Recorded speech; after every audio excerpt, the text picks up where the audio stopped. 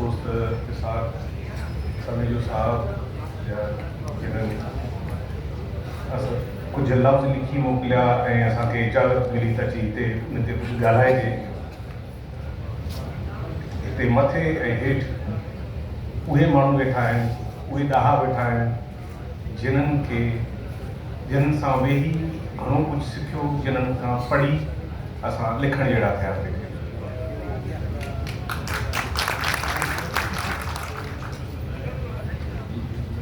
लतीफ़ जी शायरी में बलूची ज़बान मां सिंधी ऐं उर्दू ॿिन्हिनि ज़बान सां ॻाल्हाईंदो चयो त लतीफ़ जी ज़बान में लतीफ़ की शायरी में बलूची ज़बान के रंग। मां आगाज़ भी उन्हीं शहर सां कंदुसि जंहिंमें बलूची जा लफ़्ज़ सभ खां घणा आहिनि। जेका रवां रोश मरोशी महबूब रे मना खुशी मोड़ दी देवा कुनू दोष ऐं गुआखा मनी गोश सुणी त मां सगी थियां। सिंध और बलूचिस्तान तारीखी तौर पर जनूबी एशिया और वस्ती एशिया के हिस्सा रहे हैं और मौजूदा दौर में पाकिस्तान के दो अहम सूबे हैं। तारीख के औरात बताते हैं कि मेहरगढ़ से मोहनजोदड़ो से कुली, जिसको नाल तहजीब भी कहा जाता है, केच मकरान के सुतके ढोर से शाही तुम समेत मुतअद्दिद कदीम तहजीबी मराकज़ से मगरबी दुनिया की पुरानी तहजीबों और ख़ास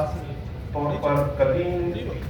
इराक की तहजीब के दरमियान तिजारती और बाहमी रवाबित मौजूद हैं। केच और बमोर ने फारस और वादी सिंध तक दुनिया को जोड़ने में उनका किरदार अदा किया है, जिसके बारे में गुलशन कलवती लिखते हैं कि केच और बमोर ज़मीनी रास्तों से तिजारत के लिए मशहूर मराकज़ रहे हैं। इसके अलावा मकरान के साहिल से सिंध के साहिलों से आगे हिंदुस्तान के साहिलों तक बहरी रास्तों से तिजारत होती थी। केच को फारस, मशरक़ी वस्ता, सिंध, हिंद के तिजारती रास्तों पर होने की वजह से मरकज़ियत हैसियत हासिल रही। इन तहजीबी और तिजारती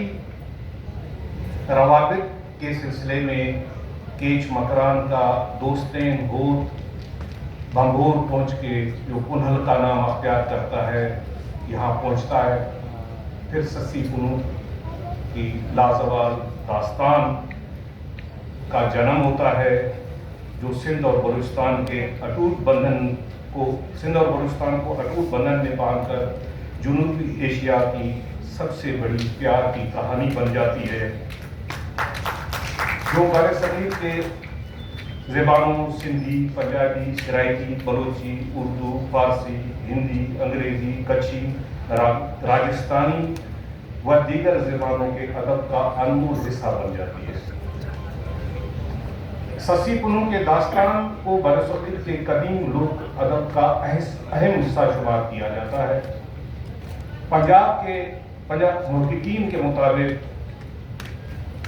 1494 में मरतब करदा सिखों के दूसरे दसम ग्रंथ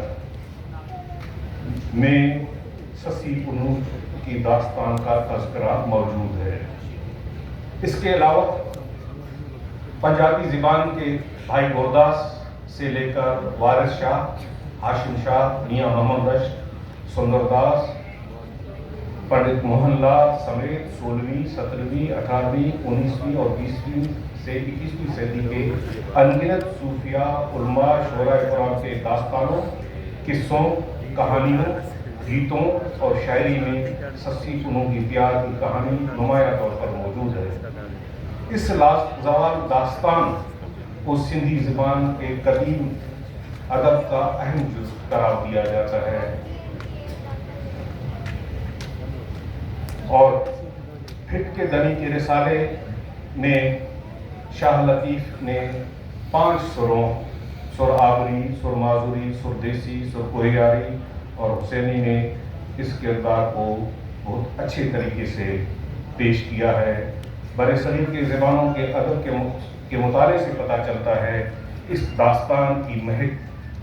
खित्ते के अक्सर ज़बानों में पाई जाती है। شاہ لطیف نے اس بارے میں کیا خوب کہا ہے کہ آئم آریہ جام ورمن مجھاواس۔ شاہ لطیف نے اپنے رسالوں کے ہر داستان میں کہانی کے محل وقوع، جغرافیہ، زبان، سماجی، ثقافتی اور معاشرتی پہلوؤں کو جس انداز سے بیان کیا ہے وہ ایسے لگ رہا ہے کہ وہ اس خطے کے کثیر الجہتی پہلوؤں کا ماہر اور وہاں کے مٹی کی خمیر سے اٹھا ہوا فرد ہے۔ جب ہم سسی کنو سے جڑے 5 سروں کا مطالعہ کرتے ہیں تو ان میں بلوچی اور بلوچستان کے زبان کے رنگ بن موسم کے بہار کی طرح منڈلاتے نظر آتے ہیں۔ سر دیسی کے ایک باب میں بلوچی زبان کے الفاظ، محاورے ساون کی جھڑی کی مانند برستے دکھائی دیتے ہیں۔ ان اشعار میں شاہ لطیف کہیں ہوت بلوچ کو آواز دیتے، کہیں آری جام کو کے نقش پا پکڑتے، کہیں جتوں کے مشکل گزارتے، کہیں بلوچی میں گفتار کا تذکرہ کرتے، کہیں پہاڑ کی چوٹیوں پر واقع کرتے، کہیں جوگی بن کر صحرا نوطی کرتے، کہیں بیابانوں میں جنگلی حیات سے بات چیت کرتے، کہیں کیچیوں کو پوستے اور کہیں اپنے محبوب دوستین ہوت یعنی کہ ہوت پنر کو مختلف خطبات القابات سے نوازتے ہوئے بلوچی زبان کے جوہر دکھائے گئے۔ بلوچی زبان کے اشعار ڈاکٹر آرمسٹرانگ سے لے کر جدید دور کے مختلف ماہرین، محققین، علماء اور لطیف شناسوں کے مرتب کردہ رسالوں کے سردیسی کے اشعار میں 7 سے لے کر 41 ابیات میں بلوچی زبان کی کثرت سے استعمال ہوتا دکھائی دیتا ہے، جس کے بارے میں ڈاکٹر شاہ محمد نری کہتے ہیں، شاہ بہت میٹھا ہے کہ وہ سسی کے گلابی ہونٹوں سے گلاب جیسی بلوچی کے الفاظ کہلاتا ہے۔ برو، ہاگا، کھانگو روا، چھیشی، ایدا بلیتی، پرویشی، گرو، پشتواں، تو ماں، تو، دوئیں، دراہ، سکھیا، دراہاں، روش مروشی، مناگوشی، مولدی، تھو گوش، منی گوش، مروچی جبل روا، پھگہیں، ایدا، نندوں، رشتنا، ایشا۔ سندھی زبان انڈو آرین اور بلوچی انڈو ایرانین زبانوں کے خاندان سے تعلق رکھتے ہیں۔ زبانوں کے درمیان الفاظ کا لین دین کا سلسلہ صدیوں سے موجود ہے اور خاص طور پر ہمسایہ اقوام اور خصوصی طور پر اٹوٹ بندھن میں بندھے بلوچی اور سندھی زبان کے ایک دوسرے پر واضح طور پر الفاظات، جملوں اور اصطلاحات کا لین دین ہوتا ہے۔ مشرقی بلوچستان کے بلوچوں کے دونوں زبانوں یعنی کہ بلوچی اور براہوی زبان پر سندھی کے اثرات کے بارے میں ڈاکٹر عبدالرزاق صابر صاحب کہتے ہیں کہ سندھی زبان نے وسطی بلوچستان کے براہوی اور مشرقی بلوچی کے سلیمانی لہجوں کو خاص طور پر متاثر کیا ہے۔ شاہ لطیف کی شاعری کو میں استعمال کیے گئے بلوچی الفاظ، جملے، اصطلاحات سے پتہ چلتا ہے کہ اس میں بلوچی زبان کا مشرقی لہجہ استعمال ہوا ہے، جس کی تصدیق گل حسن کلمتی اور ڈاکٹر رحمان الپالاری کرتے ہیں کہ شاہ لطیف نے اپنے کلام میں زیادہ تر بلوچی زبان کا سلیمانی لہجہ استعمال کیا ہے، جس سے ثابت ہوتا ہے کہ شاہ لطیف کو بلوچی زبان پر عبور حاصل تھا۔ اس لیے محققین کہتے ہیں کہ شاہ لطیف نے عربی کے بعد دوسری زبان بلوچی کو اپنے رسالوں میں جگہ دیا ہے۔ لیکن ہوا کیا ہے کہ جو رسالوں مرتب کرنے والے تھے ان کو بلوچی زبان سے واقفیت نہیں، تو انہوں نے مرتب کرتے ہوئے الفاظ، ان کے معنی اور اصطلاحات اور ان کے معنی نہ صرف غلط لکھے بلکہ ان کے معنی بھی غلط کیے، جس کے بارے میں گل حسن کلمتی اور رحمان الپالاری صاحب کہتے ہیں کہ شاہ لطیف نے سسی کنو کے قصے میں حقیقی رنگ بھرنے کے لیے بلوچی زبان کے بامعنی الفاظ، جملے اور اصطلاحات استعمال کیے۔ ان ابیات میں بلوچی الفاظ، جملوں اور اصطلاحات کا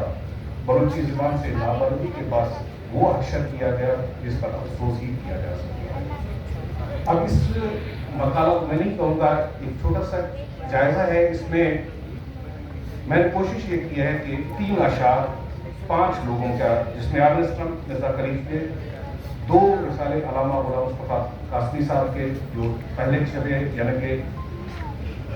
اور 2 مرتبہ چھپے، دونوں مرتبہ اس میں غلطیاں رہی، تو اس میں بلوچی کے 3 اشعار کا میں جائزہ لوں گا۔ بروں پھالا بات جنجی تھانگ رواں شیشی، ڈین فارس نوپان میں ایدا بلیشی، لیڑا رات رفیق چے نداؤں ریشی کنوں پرویشی کا جیادم۔ یہ پرویشی بیسیکلی تھا ہویشی ہے، یہ بھی بلوچی کا لفظ ہے جو پرویشی لکھا گیا ہے۔ اسی ان میں ہر ایک کو الگ پڑھنے سے بجائے یہاں پر کہیں بروں پھالا بات جنجی تھانگ رواں شیشی ڈین فارس نوپان میں ایدا بلیشی، دوسرا لکھتا ہے کہ تھانگ رواں تھیشی، شیشی کے بجائے وہ تھیشی لکھتا ہے۔